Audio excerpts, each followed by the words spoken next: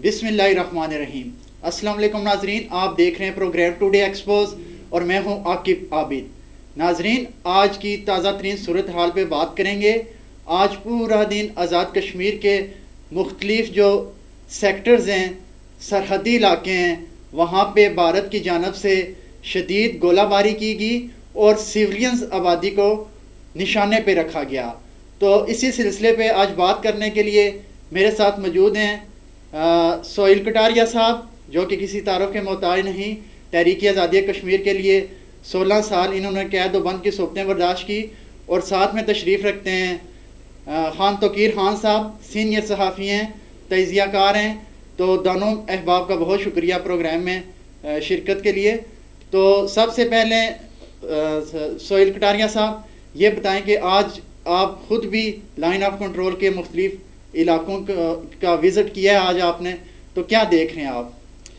अस्सलाम वालेकुम वरहमतुल्लाहि वबरकातुहू। बहुत शुक्रिया जी, आपने हमें यहाँ मदऊ किया।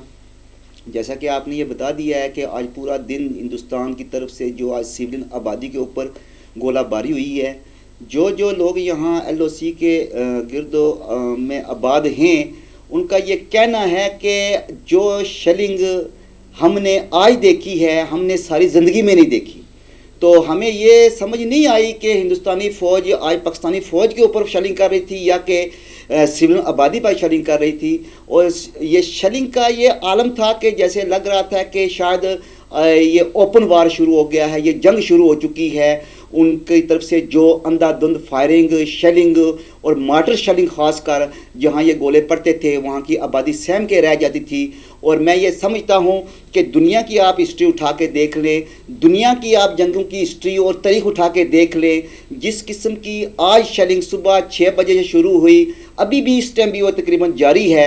ये 12-14 घंटे जो कंटिन्यूसली हिंदुस्तान की तरफ से ये शेलिंग हो रही है, ये शायद सिविलियन आबादी के ऊपर इन्हें जंग मुसलत की हुई है, ना कि पाकिस्तानी फ़ौज के ऊपर। लेकिन जंग के भी कुछ असूल और ज़वाबित होते हैं।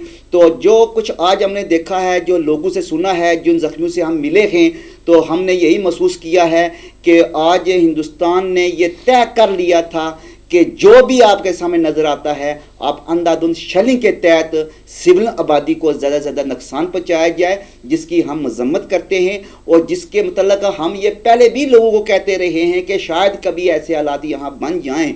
लेकिन आज के जो हालात थे, ये अंदेशे जो थे हमारे, वो आज दुरुस्त साबित हुए हैं कि जंग में दुश्मन पर गोलियां चलाता है, सिविलों का हमेशा एहतराम किया जाता है। ये दुनिया का दस्तूर है, ये इंटरनेशनल लॉ है। लेकिन आज हिंदुस्तान ने तमाम दस्तूर, तमाम इंटरनेशनल कानून को बाला ताक रखते हुए जो सिविलियन के ऊपर गोलाबारी जो 16-14 घंटे से उन्हें जारी रखी हुई है, जो अभी भी वहाँ पर जो खौफ व हरास की कफीत में मुब्तला हैं। स्कूल कॉलेज आज बंद थे, बच्चे स्कूल नहीं जा सके, लोगों के मालो मवेशी जो हैं भूखे घरों के अंदर, उनके जो वो शेड हैं वहाँ बांधे रहे हैं, उनको भी नुकसान पहुँचा है।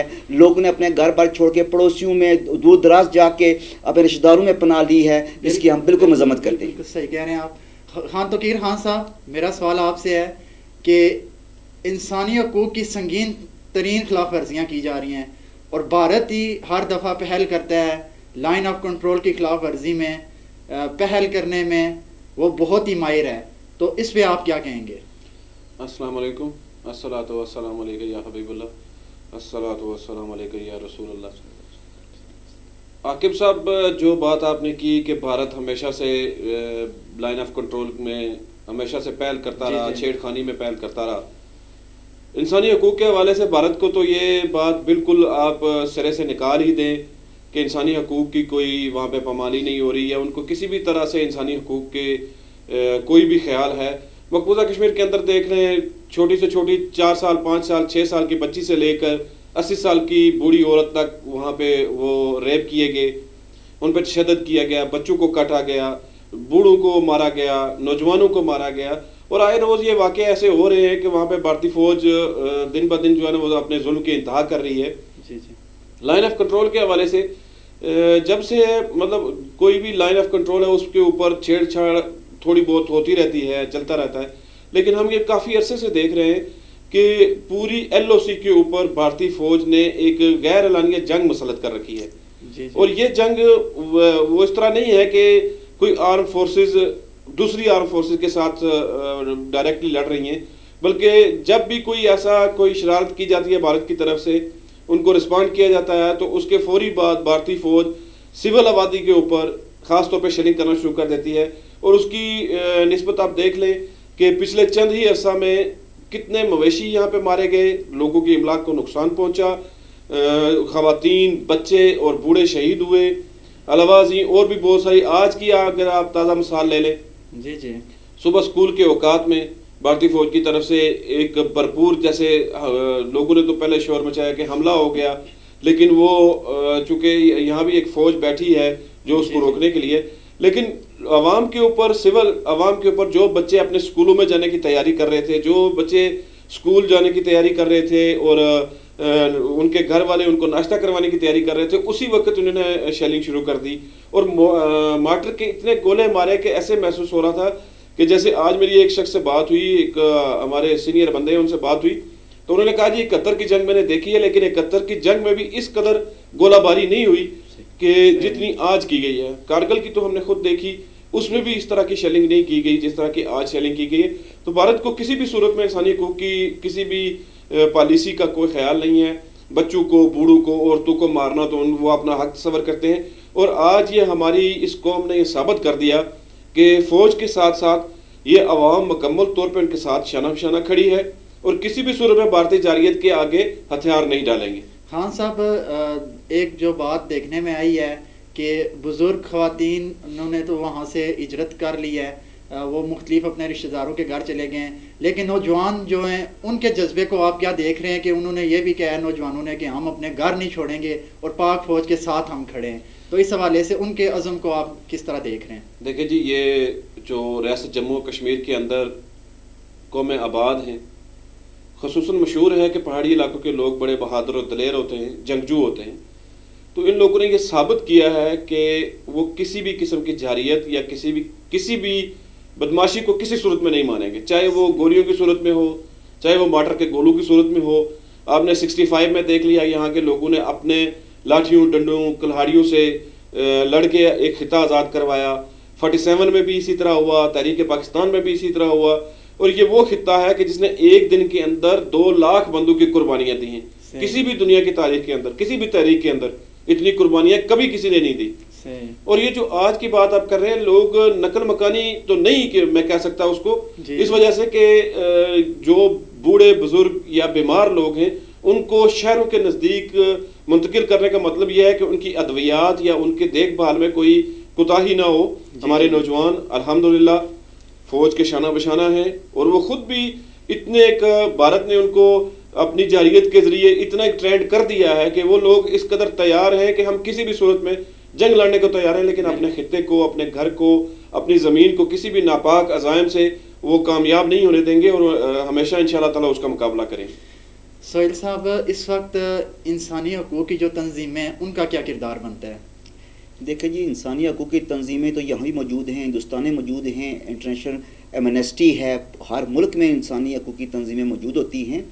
लेकिन जो बात यह है कि जहाँ पर ह्यूमन वायलेंस हो रहा है, हकूक़ इंसान की खिलाफ वर्जियाँ हो रही हैं, देखना ये है कि दुनिया भर की जो इंसानी हकूक़ की तंजीमें हैं वो इस वाक़े के ऊपर कितना ववेला करती हैं, बोलती भी हैं कि नहीं बोलती हैं। यहाँ पर किसी को नाराज़ और खुश रखने की भी बहुत सारे अंसर पाए जाते हैं। जैसे कि एमनेस्टी इंटरनेशनल है, उसने हिंदुस्तान के ज़ेर इंतज़ाम या मकबूजा कश्मीर, जो हिंदुस्तानी मकबूजा कश्मीर है, वहाँ पर हज़ारों वाक़यात जो हैं उसने नोट किए हैं और उनकी बाज़गश्त पूरी दुनिया के अंदर सुनाई दी गई है। और हर इंटरनेशनल फारम के ऊपर एमनेस्टी इंटरनेशनल ने या जो हकूक़ इंसानी के और पार्टियां हैं, छोटी छोटी तंजीमें हैं या NGOs हैं, उन्होंने उसको उजागर किया है। मज़म्मत की हद तक तो ये शायद किरदार निभा सकते हैं, लेकिन प्रैक्टिकली एमनेस्टी इंटरनेशनल के पास पावर है कि वो इस केस को यूनाइटेड नेशन के अंदर ले जाए। एमनेस्टी इंटरनेशनल के पास ये पावर है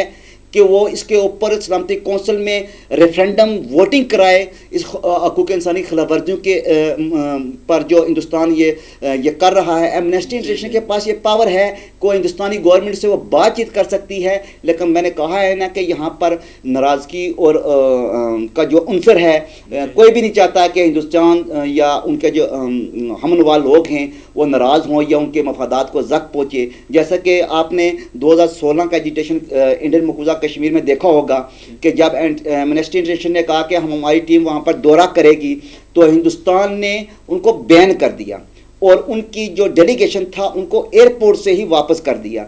लेकिन उसके बाद एमनेस्टी इंटरनेशनल ने हिंदुस्तानी गवर्नमेंट के साथ दोबारा एग्रीमेंट किया कि आप कोई भी मुल्की राज या हिंदुस्तानी फ़ौज के ख़िलाफ़ ऐसा प्रोपेगेंडा नहीं करेंगे जो कि हमारी ज़िल्लत और रसवाई का बायस बने, तब उनको हिंदुस्तान के अंदर आने दिया गया। अब ये बात देख लें कि अगर वो एमनेस्टी इंटरनेशनल बिल्कुल गैर जिम्मेदार होती तो उसको ये एग्रीमेंट करने की ज़रूरत ही नहीं थी, और एग्रीमेंट भी उनके साथ कर रही है जो जाबर हैं, जो जालिम हैं, बहरहाल दहशतगर्द हैं, और जो खिलाफ वर्जियाँ ह्यूमन राइट्स की कर रहे हैं और जो निहत्ते लोगों के ऊपर गोलाबारी कर रहे हैं। आपने फ़लस्तीन में देखा होगा, वहाँ पूरी दुनिया की तंजीमें जो हकूक़ इंसानी की, हकूक़ बशर की तंजीमें वहाँ पहुँच जाती हैं, लेकिन उनके पास पावर है, उनके पास विल पावर है, उनके पास कुव्वत है, वो इस चीज़ को दुनिया के सामने लाते हैं और दुनिया उसे अवेला भी करती है। लेकिन हिंदुस्तान का जो मामला है वो ऐसा बन चुका है कि जो भी हकूक़ बशर की तंजीम उसके ख़िलाफ़ ऐसे एविडेंस दुनिया के सामने पेश करेगी उसको बैन कर दिया जाता है। उनको वो हिंदुस्तान के अंदर विज़िट करने की परमिशन नहीं होती, उनको अगर करनी होती है तो वो हिंदुस्तान के शराइतों के ऊपर फिर उनको वहाँ आना पड़ता है। खान तौकीर खान साहब, ये जो लाइन ऑफ कंट्रोल पे बिला इश्तियाल फायरिंग का जो सिलसिला जारी रहता है, इसके हवाले से आलमी सतह पर इस मामले को बेहतर तरीके से किस तरह से उठाया जा सकता है? देखिए जी, अमलिन तो बात यह है कि इंडिया और इसराइल और अमेरिका का एक गठजोड़ है, जिसके बाद जैसे ही इसराइली वज़ीर आज़म ने इंडिया का दौरा किया, भारत का दौरा किया, और यहाँ पे इनकी एक कंस्पिरेसी ऐसी चल रही है कि जो किसी भी सूरत में पाकिस्तान को नुकसान पहुँचाने, खित्ता कश्मीर को नुकसान पहुँचाने, उसके लिए ही अपने एक पॉलिसी पे अमल पैरा है जो इंशाल्लाह ताला पूरी नहीं होगी। इंटरनेशनल लेवल पे जो आज हमारी कश्मीरी कम्युनिटी मौजूद है, पाकिस्तानी सफारती एहलकारों ने इसको इस कदर उजागर ना किया, लेकिन हम ये ज़रूर कहेंगे कि बहुत सारी तब्दीलियाँ उसमें ज़रूर आई हैं। और इस मौजूदा दौर के अंदर इससे पहले भी एक वज़ीर आज़म ने सलामती कौंसिल के इजलास में बरमला ये बात कही कि भारत जो है ना वो मकबूजा कश्मीर में इंसानी हुकूक की पामाली कर रहा है, लिहाजा ये मसला कश्मीर को हल किया जाए।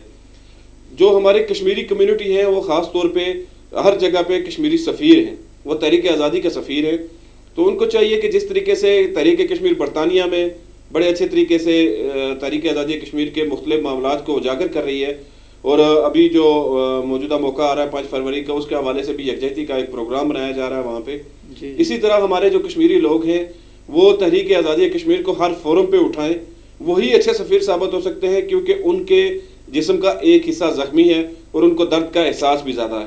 तो लिहाजा अगर वो अच्छे तरीके से सफारती सतह पे उठाएंगे, पाकिस्तान जो हमारा वकील है उनको भी सलामती कौंसिल में, यूनाइटेड नेशंस में और बाकी दुनिया के फोरम्स पे मसला कश्मीर के ऊपर भरपूर तरीके से मौक़िफ़ इख्तियार करना चाहिए। और ये जो 70 सालों से एक मसला बना हुआ है, ये मसला लोग समझते होंगे कि शायद छोटा सा है, लेकिन इस मसले की अहमियत इतनी बड़ी है इस खित्ते के अंदर, सारी दुनिया को इसको हल किए बगैर किसी का कोई चारा नहीं है। कोई भी अमन में नहीं रह सकता जब तक मसला कश्मीर का मुकम्मल पुरअमन हल नहीं हो जाता, जिसको जिस तरीके से भी करें, जब तक इनको राइट्स नहीं मिल जाते उस वक्त तक ये अगर समझा जाए कि बड़े सगीर में अमन हो सकता है तो ये बड़ी मुश्किल बात है।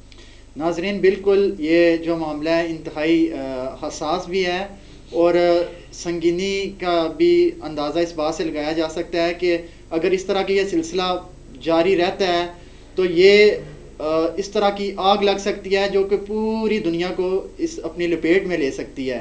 तो इसके लिए आलमी सतह पे जो इदारे हैं जिन्हें अपना रोल अदा करना चाहिए और उन्हें मस्बत रोल अदा करना इंतहाई ज़रूरी है। इसी सूरत में ही इस खित्ते में अमन लाया जा सकता है। आज के प्रोग्राम से दीजिए इजाज़त, फिर मिलेंगे नई बात के साथ, तब तक के लिए अल्लाह हाफ़िज़।